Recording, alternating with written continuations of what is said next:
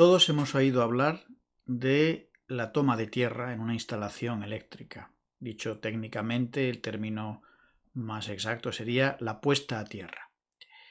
Y sabemos de la importancia que tiene a la hora de proteger la vida de las personas. Vamos a explicar en este vídeo la importancia que tiene y por qué nos protege una buena puesta a tierra de cualquier efecto que pudiera tener una descarga en el cuerpo humano. Antes vamos a entender un poquito cómo funciona la corriente eléctrica.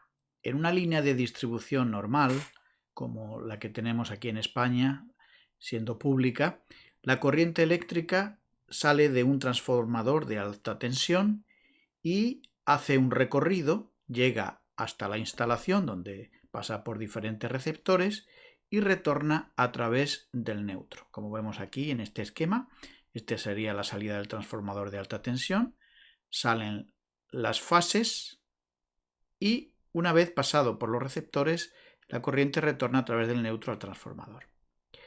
Cuando se produce una corriente de defecto a tierra, como se ve aquí, ponemos nuestra instalación a tierra. Si se produce una corriente de defecto, ¿qué hace la corriente eléctrica? Pues a través de la tierra vuelve de nuevo al transformador. Es decir, la corriente eléctrica para que fluya necesita un camino de retorno siempre hacia el transformador. ¿Cuál es ese camino? Bueno, la corriente eléctrica siempre busca el mejor camino. ¿Cuál es? El que tiene menor resistencia. Esto es muy importante para entender por qué una toma de tierra, un cable de protección, protege a las personas. Para eso vamos a entender este concepto. ¿Qué es la resistencia eléctrica?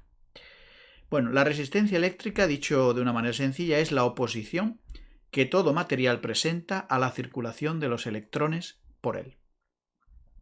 En la práctica, ¿cómo se produce esto? Bueno, pues cuando un conductor tiene poca resistencia, es decir, tiene mucha conductividad, pues los electrones fluyen de una manera ordenada, por lo tanto, fluye una gran cantidad de electrones.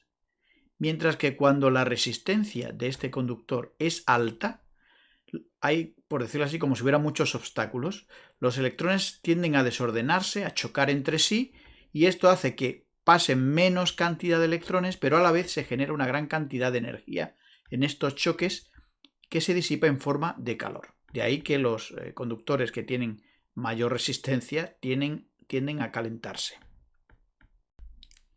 ¿Cuáles son los materiales que tienen menor resistencia y por lo tanto son mejores conductores de la electricidad? Pues el número 1 es el oro y un poquito después le sigue la plata. Son los mejores conductores, digamos, de materiales normales. Pero claro, esto se utiliza en muy raras ocasiones, básicamente para ciertos circuitos muy concretos y casi siempre en la parte de los contactos, por su durabilidad. Sin embargo, el coste es muy elevado, como ya podemos imaginar. De modo que en electricidad básicamente vamos a trabajar con dos materiales que son más económicos, pero también son muy buenos conductores. Son el cobre y el aluminio. Además de la resistencia propia que tienen los materiales, hay factores que pueden aumentar todavía más su resistencia. Estos factores son, por ejemplo, la temperatura. A mayor temperatura, mayor resistencia. Es decir, cuando los cables se calientan, aumenta su resistencia, con lo cual genera más calor, aumenta más su resistencia, genera más calor y esto entra en un ciclo que puede incluso llegar a sobrecargar estos conductores y quemarlos. Otro factor es la sección. De la misma forma que en una tubería estrecha pasa menos cantidad de líquido que en una ancha, pues los conductores con una sección más estrecha tienen mayor resistencia, pasa menos corriente por ellos. Así que a mayor sección, menor resistencia, mucho mejor. La corriente fluye mucho mejor. Y otro factor es la longitud del cable.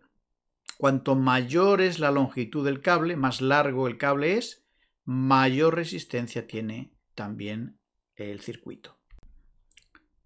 Nuestro cuerpo también presenta resistencia al paso de la corriente eléctrica. Afortunadamente, presenta mayor resistencia de la que presentan los conductores eléctricos normales y eso nos beneficia, como veremos más adelante.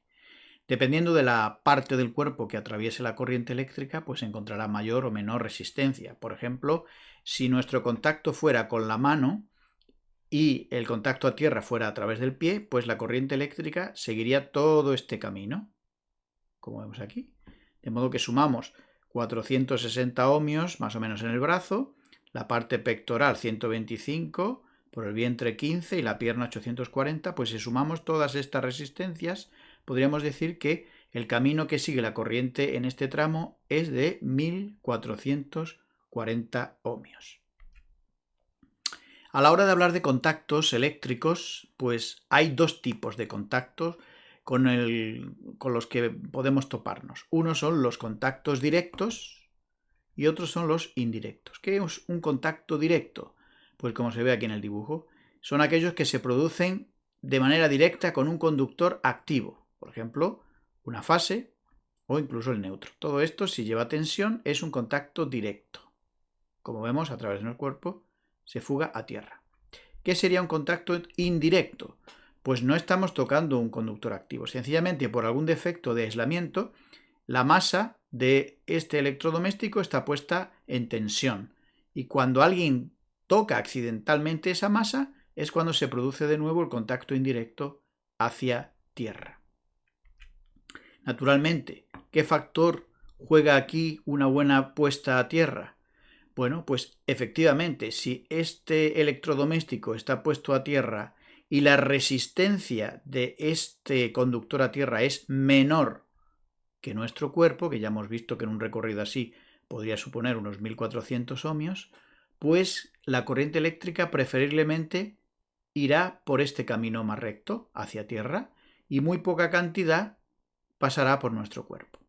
Así que el tener una buena puesta a tierra, como vemos aquí, nos puede salvar la vida. Evidentemente, esta no es toda la protección que necesitamos. Hay aquí un factor importante que juegan los interruptores de protección automática.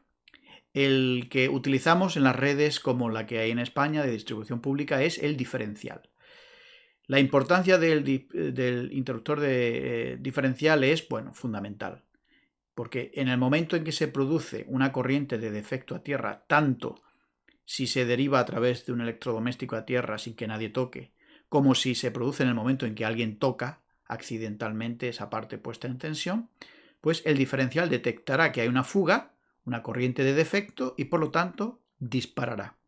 Tanto si tenemos una buena puesta a tierra,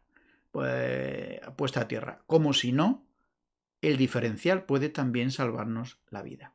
En otros sistemas de distribución, en lugar de diferencial, se utiliza el magnetotérmico, porque se considera que una derivación de corriente desde un conductor activo a tierra es un cortocircuito y por lo tanto los magnetotérmicos disparan también protegiendo a las personas. Pues nada más, esperamos que esta breve explicación os haya sido útil.